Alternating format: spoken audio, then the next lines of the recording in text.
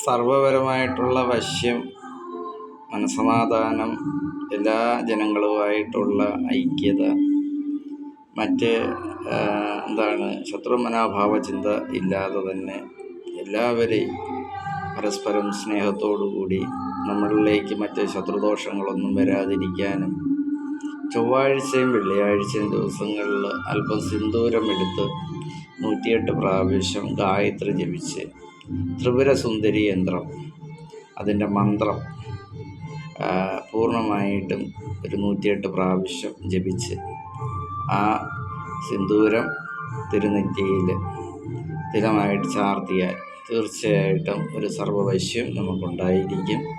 അതിലുപരി മനസമാധാനവും ശരീരസുഖവും മനസ്സുഖവും സമാധാനവും നമുക്ക് ആദിപരാശക്തിയായ ഭഗവതിയുടെ അനുഗ്രഹം ഉണ്ടാവുക തന്നെ ചെയ്യും.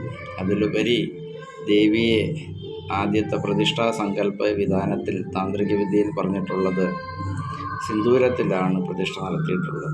അപ്പോൾ ആ ദേവി വൈഭവ സാന്നിധ്യം ഈ തിലം നമ്മുടെ നെറ്റിയിലിട്ട് കഴിഞ്ഞാൽ തീർച്ചയായിട്ടും നമ്മുടെ ശരീരത്തിനൊരു ഉന്മേഷം ഉണ്ടാവും. നമ്മുടെ ചിന്തകളും പ്രവൃത്തികളും എല്ലാം ഒരു പോസിറ്റീവായിട്ട് മാറും.